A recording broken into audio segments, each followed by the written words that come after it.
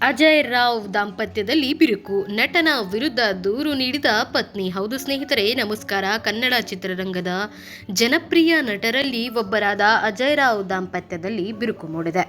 ಅಜಯ್ ರಾವ್ ಹಾಗೂ ಸ್ವಪ್ನ ವಿಚ್ಛೇದನಕ್ಕೆ ಮುಂದಾಗಿದ್ದಾರೆ ಎಂಬ ಸುದ್ದಿ ತಿಳಿದು ಬಂದಿದೆ.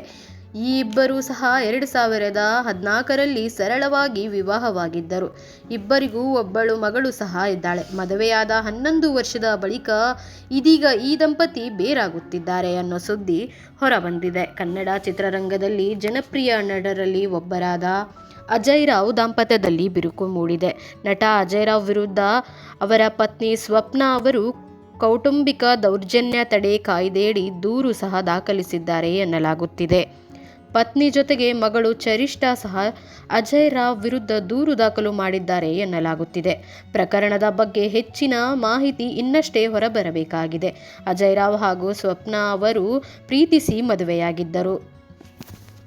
ಆದರೆ ಇದೀಗ ಅಜಯ್ ರಾವ್ ಅವರ ಪತ್ನಿ ಸ್ವಪ್ನ ಮೆಜೆಸ್ಟಿಕ್ ನ್ಯಾಯಾಲಯದಲ್ಲಿ ಅಜಯ್ ರಾವ್ ವಿರುದ್ಧ ದೂರು ದಾಖಲಿಸಿದ್ದಾರೆ.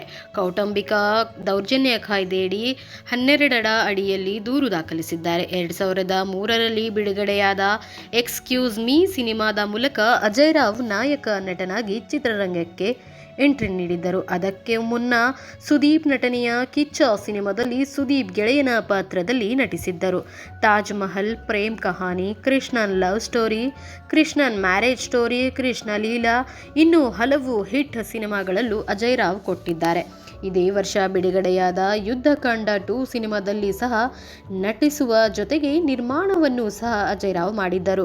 ಆದರೆ ಇದೀಗ ಈ ಒಂದು ಸುದ್ದಿ ಕೇಳಿ ಅವರ ಅಭಿಮಾನಿಗಳಲ್ಲಿ ತುಂಬಾನೇ ಶಾಕಿಗೆ ಒಳಗಾಗಿದ್ದಾರೆ. ಈ ಎಲ್ಲ ಸುದ್ದಿಯ ನಡುವೆ ಅವರ ಅಭಿಮಾನಿಗಳು ಇದೆಲ್ಲವೂ ಸುಳ್ಳಾಗಲಿ, ಮೊದಲಿನಂತೆಯೇ ಅಜಯ್ ರಾವ್ ಹಾಗೂ ಅವರ ಪತ್ನಿ ಒಂದಾಗಿ ಬಾಳಲಿ ಅಂತ ಹೇಳಲಾಗುತ್ತಿದೆ. ಜೊತೆಗೆ ನೀವು ಯಾವಾಗಲೂ ನೋಡಿರಬಹುದು, ಅಜಯ್ ರಾವ್ ಕೇವಲ ಒಬ್ಬ ನಟನಾಗಿ ಅಷ್ಟೇ ಅಲ್ಲದೆ ಫ್ಯಾಮಿಲಿ ಮ್ಯಾನ್ ಅಂತಾನೂ ಸಹ ಪ್ರಸಿದ್ಧಿಯಾಗಿದ್ದರು. ಯಾವಾಗಲೂ ಫ್ಯಾಮಿಲಿಗೆ ತುಂಬಾನೇ ಚೆನ್ನಾಗಿ ನೋಡ್ಕೊಳ್ತಾರೆ ಅನ್ನುವ ಸಹ ಹೆಸರಿತ್ತು. ಆದರೆ ಇದೀಗ ಇದ್ದಕ್ಕಿದ್ದಂತೆ ಏನಾಯಿತು ಅನ್ನೋ ಕಮೆಂಟ್ ಬಾಕ್ಸ್ನಲ್ಲಿ ತಿಳಿಸೋದನ್ನ ಮರಿಬೇಡಿ ಸ್ನೇಹಿತರೆ. ಇಂಥದ್ದೇ ವಿಡಿಯೋಗಳಿಗಾಗಿ ನಮ್ಮ ಚಾನೆಲ್ ಅನ್ನು ಸಬ್ಸ್ಕ್ರೈಬ್ ಮಾಡಿ. ವಿಡಿಯೋ ಇಷ್ಟ ಆದರೆ ನಿಮ್ಮ ಸ್ನೇಹಿತರೊಂದಿಗೆ ಹಂಚಿಕೊಳ್ಳೋದನ್ನ ಮರಿಬೇಡಿ ಸ್ನೇಹಿತರೆ. ನೆಕ್ಸ್ಟ್ ವಿಡಿಯೋದಲ್ಲಿ ಸಿಗ್ತೀನಿ. ಅಲ್ಲಿವರೆಗೂ ಟೇಕ್ ಕೇರ್. ಬಾಯ್ ಬಾಯ್.